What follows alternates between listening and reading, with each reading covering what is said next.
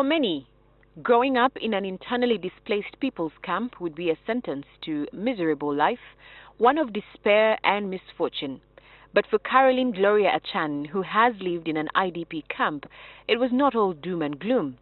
Yes, the living conditions were hard, but she remained optimistic that life could get better. She rose above these challenges and is now the newly elected female youth councillor in the Lira District Council.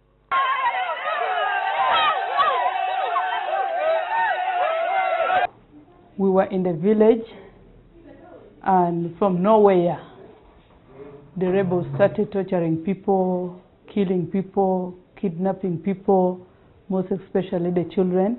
And as a result of that, we had to force our life to go and look for the survival. Caroline was born 25 years ago in Lira District. By the time the war broke out in the north in the late 1980s, she was just a child.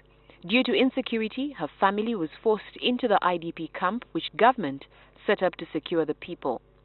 She lived in those squalid conditions until a good Samaritan came along. I was sleeping in the tent to about 10 to 20 people in the camp, people who are not even your relative, people even you don't know. We are just like a big compound, not even in the house. Children were being raped, like the young girls. People were dying day and night of hungers. You get even malaria, yellow fever, because even you cannot even cover yourself. They ask my needs. What do they want me to do? What I can do best?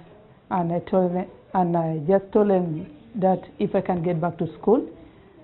From that time I was in P6. Then they told me to look for the school. Caro now works with Platform for Labor Action, a non-governmental organization that was pivotal in grooming her into the woman she is today. Life improved for the better. Like any young girl, she had ambitions, dreams and goals. The plight of her people and the conditions in which she grew up shaped her political ambitions. Although I'm waiting for the swearing in, but I've started work because there's a lot of challenges we are facing in our community. Just like I told you, I was a youth community coordinator, and most of the other targeted sub-county which are affected by the war, that is the Balonyo. I have a lot of things. If you look at right now, there's a poor standard of living of the youth in Lira District, and there's a school dropout. In a few weeks, Caro will be sworn in as the female youth councillor in Lira District. Some of her plans include fighting defilement and rape, as well as improving health and education standards in her constituency. This isn't just a phase for Caro. She says this is just the beginning of her political career.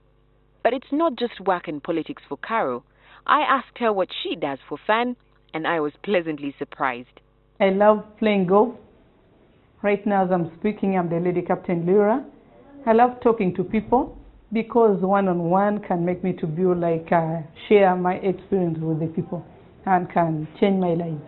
At her age, many young people are thinking about settling down to start a family and raise children. Caro, though, is amused at the prospect. Oh. You don't want to get married? Yeah, of course I'm going to get married, maybe in future, but not now. Not something you're thinking about? No, I'm not thinking about. What I'm looking at right now, I need to change our environment. Okay. Yeah. The former IDP child can now sit at the high table with powerful people. She has earned her seat with decision makers. She isn't backing down, and with her resolve and passion, the future seems bright. Rachel Mwine, NTV.